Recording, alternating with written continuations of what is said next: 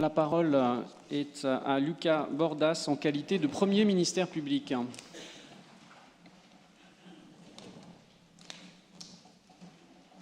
vous remercie, Monsieur le Président.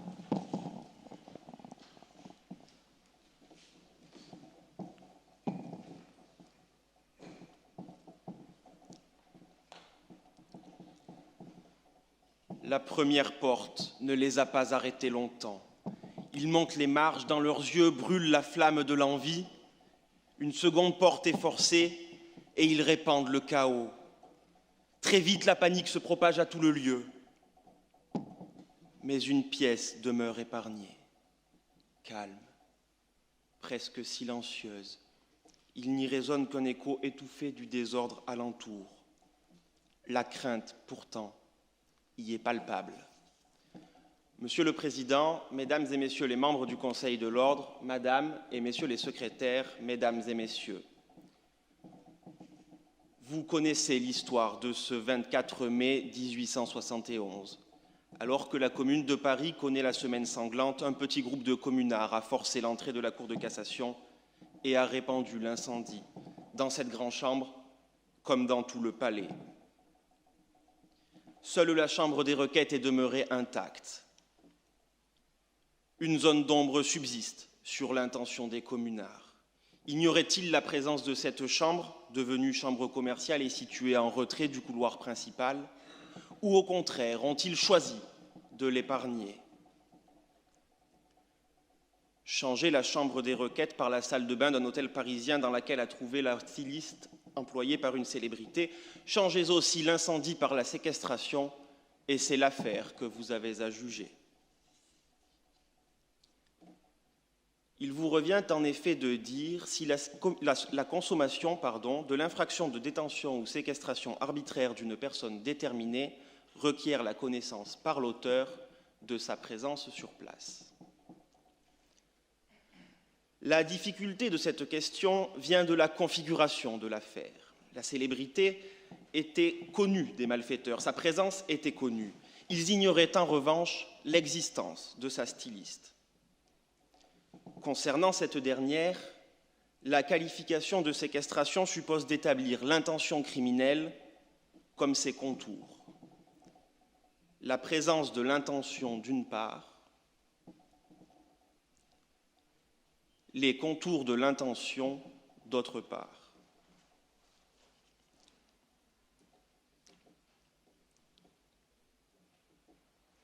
L'article 121-3 du Code pénal dispose qu'il n'y a point de crime ou de délit sans intention de le commettre. Vous le savez, tous les crimes sont intentionnels. Cette intention, bien que nécessaire, demeure une abstraction. Elle est intangible, insondable pour tout autre que celui dont elle émane. Certes, elle jaillit parfois comme l'eau des puits artésiens et s'impose alors avec clarté. Mais sa perception exacte, même par les experts ou les médecins, reste le plus souvent difficile. Comme un admirateur du Caravage contemplant ses œuvres à l'église de Saint-Louis des Français, le juge pénal doit composer avec un clair-obscur. L'intention claire d'abord, l'intention obscure ensuite. Le législateur n'a jamais défini l'intention, la jurisprudence non plus. C'est de la doctrine qu'est venue la lumière. Pour le professeur Maillot, le terme revêt deux dimensions, l'une psychologique, l'autre morale. D'un point de vue psychologique, l'agissement intentionnel marque l'adhésion de l'intellect à l'action telle qu'elle se déroule matériellement. D'un point de vue moral, l'intention est la raison de cette adhésion. Le droit pénal ne tient pas compte de la dimension morale, il la laisse aux philosophes, car il est, vous le savez, indifférent aux mobiles. L'intention délictueuse est une connaissance sur laquelle se greffe une volonté. Sachant qu'il s'engage dans une action que la loi réprime, l'individu persiste à agir en opposition à l'interdit. Ce mécanisme psychologique s'applique à l'auteur de séquestration. Son intention suppose, d'une part, la connaissance d'une entrave à la liberté de mouvement et, d'autre part, la volonté de maintenir ce comportement. Car la séquestration arbitraire, c'est une atteinte aux libertés de la personne. La liberté d'aller et venir est la valeur protégée par le Code pénal. Ainsi, en théorie, l'intention peut apparaître distinctement. Mais la réalité est plus complexe.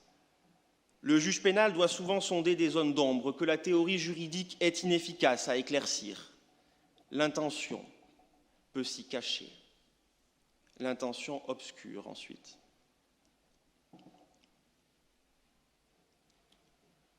Pour dévoiler l'intention, le droit ne soumet pas les individus à la question. Heureusement, il n'a plus recours aux méthodes employées jadis dans la tour Bombec. Il a recours à des artifices, à des techniques de probabilité. La matérialité des faits peut jouer un rôle déterminant pour révéler l'intention criminelle. Vous n'avez pas à sonder les âmes, il vous suffit de regarder les actes. Observez par exemple l'arme utilisée ou la zone du corps visé et vous verrez l'animus necandi nécessaire à qualifier le meurtre. Votre jurisprudence l'illustre régulièrement, la matérialité éclaire l'intention.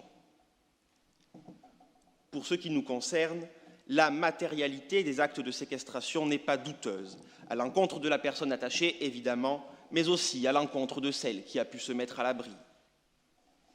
La présence d'individus armés agissant avec violence la contrainte à se dissimuler. La conduite des malfaiteurs entrave sa liberté.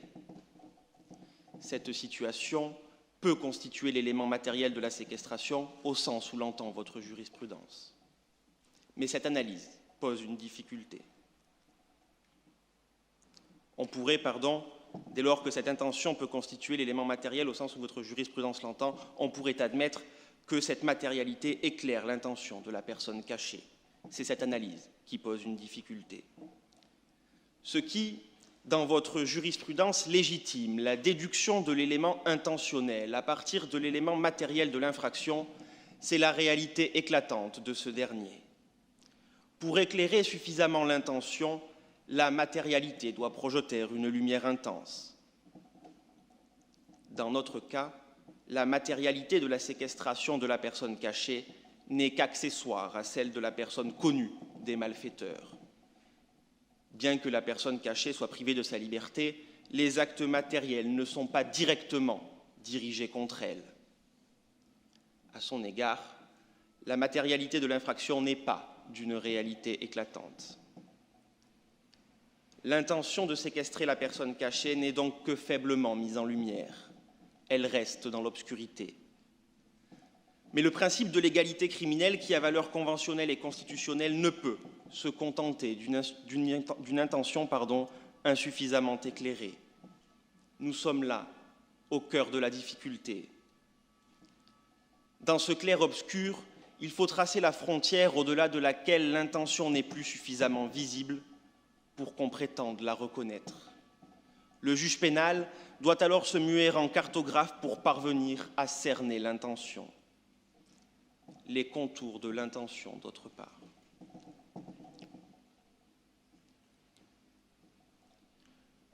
Le juge n'a pas à partir en expédition comme Magellan cherchant la ligne de partage entre l'océan Atlantique et l'océan Pacifique. Il a, dans l'immédiat, des instruments à sa disposition. La règle, pour retracer le chemin du crime, et le compas, pour circonscrire l'intention. Le rayon de l'action, d'abord, le champ de l'intention, ensuite.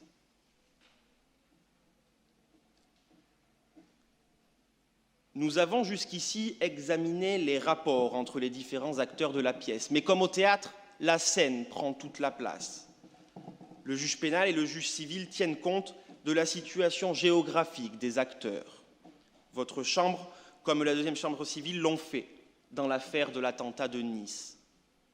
Cette dernière a jugé que la qualité de victime peut être reconnue à ceux qui ont été directement exposés à un péril objectif de mort et ne remplissent pas cette condition les individus qui ne s'étaient pas trouvés sur la trajectoire du camion. Quant à vous, c'est la proximité avec le lieu de l'action criminelle que vous avez érigé en critère de recevabilité de la constitution de partie civile. On pourrait être tenté d'appliquer ces critères à notre affaire. Du fait de sa proximité, la personne dissimulée se trouve sur le chemin du crime. Elle peut se sentir visée et se dire que si elle est découverte, elle sera aussi menottée et bâillonnée. La séquestration, commise pour permettre un vol, suppose la neutralisation de tous les individus présents dans les lieux. Le but poursuivi par les malfaiteurs éclaire l'intention, celle de priver indistinctement de leur liberté d'action toutes les personnes qui se trouvent sur place. Mais vous ne pouvez établir l'intention criminelle au prix d'un tel raisonnement. Il nous faut caractériser l'intention de l'auteur des faits pour retenir sa responsabilité pénale personnelle. Le ressenti de la personne qui s'estime victime ne peut être le baromètre de l'intention de l'auteur. Et méfions-nous de toute illusion rétrospective. Elle consisterait à déduire une intention en imaginant ce qu'il se serait passé si la personne cachée avait été découverte. Cette supposition se fonde sur le but poursuivi par les malfaiteurs. Mais encore une fois, le droit pénal est indifférent au mobile. Surtout, une telle intention criminelle serait le résultat d'une uchronie consistant à repousser virtuellement les bornes du chemin du crime. Or, comme le disait Alphonse Allais, passer les bornes, il n'y a plus de limite, et cela, le droit pénal ne saurait l'admettre. La personne cachée était certes dans le rayon d'action des malfaiteurs, mais sa seule situation géographique ne saurait suffire. Essayons donc le compas. Peut-être permet-il de mieux cerner l'intention. Le champ de l'intention, ensuite. Le périmètre d'une intention est souvent mal déterminé. L'auteur d'un acte peut en effet agir sans que son intention soit clairement circonscrite. Ainsi, de celui qui, voulant intimider une personne, lui porte un coup de poing. Si ce geste est volontaire, son auteur n'a pas en tête la durée d'ITT qu'il va provoquer. Dans cette hypothèse, la réponse pénale est dans le sens de la sévérité. Ayant adopté un comportement dangereux, socialement réprouvé, l'auteur doit en assumer toutes les conséquences. C'est pourquoi la loi prévoit que celui qui a porté ce coup encourt une peine plus grande en cas de résultat meurtrier que celui qui a porté le même coup s'il n'a causé qu'une simple blessure. Vous allez même plus loin en jugeant que l'intention homicide est établie à l'encontre de l'individu qui, s'étant trompé sur l'identité de sa victime, en tue une autre qu'il ne connaît pas. Dans ce cas, l'intention était clairement dirigée contre une personne identifiée, mais l'acte en a atteint une autre. L'intention homicide, même si elle n'a pas atteint sa cible, se propage à la personne qu'elle a matériellement touchée. Ces principes peuvent vous guider. Ayant ciblé une victime en toute conscience, les malfaiteurs en ont fait une seconde, sans le savoir. Cette dernière est une victime collatérale, comme touchée par une balle perdue. Mais cet effet de ricochet pouvait être prévu. La prévisibilité du résultat des actes matériels n'est pas étrangère à votre jurisprudence. Vous avez, par exemple, retenu l'intention homicide d'un individu qui, au cours des événements de mai 68, avait bloqué l'accélérateur d'un camion qu'il avait précipité sur un barrage de police. Alors que celui-ci contestait toute intention de tuer, vous avez jugé qu'en employant un tel moyen, il savait que le poids lourd ne pourrait qu'atteindre mortellement celui ou ceux qu'il heurterait. En s'attaquant à une célébrité qui vit de son apparence, les malfaiteurs ne pouvaient que prévoir qu'elle serait avec sa styliste et qu'ils la séquestreraient, elle aussi.